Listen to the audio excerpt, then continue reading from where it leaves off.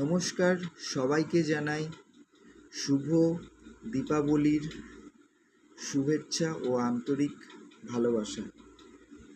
তো এই দীপাবলির সময় আমি একটা প্রতিবেদন লক্ষ্য করলাম, যেটা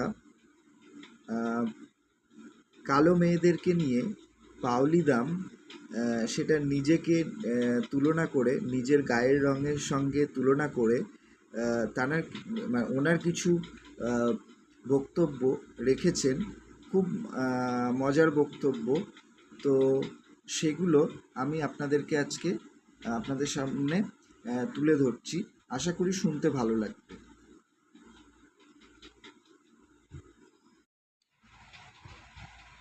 ঘরে বাইরে কম জ্বালাতন শ্যামবর্ণাদের, আমাকেই কি কম জঞ্জাট পোহাতে হয়েছে? মা বাবা খুবই মুক্তমনা আমার গায়ের রং নিয়ে, মোটেই মাথা ব্যথা ছিল না ওদের। কিন্তু যৌথ পরিবারে টিকাটিপ্পনি যাবে কোথায়? আমাকে নিয়ে এক পিসিমার সে কি চিন্তা, এই গায়ের রং নিয়ে কি করে বিয়ে হবে। অথচ আমার পিসিমা 1950 সালে নিজের পছন্দের বিয়ে করেছেন, তার গায়ের রং আমার চেয়েও কালো। এরকম ঘটনা কত আছে পাড়ায়।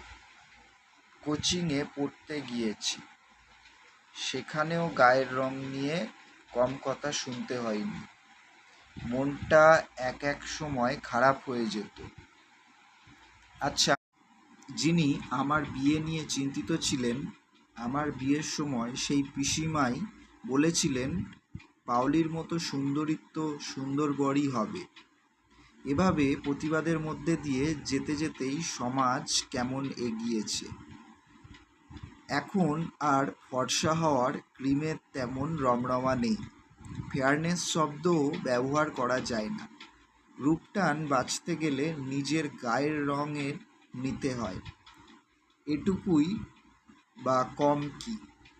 শেষে বলি, যারা আমার মতো বা আমার থেকেও শ্যামবর্ণা, তারা মন খারাপ করবেন না।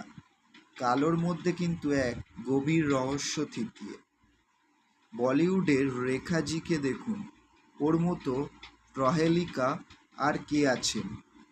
আমিও নাকি রহস্যময়ী বলেন অনেকে। পাওলি কালী না দুর্গা আগেই যদি লোক বুঝে যায়,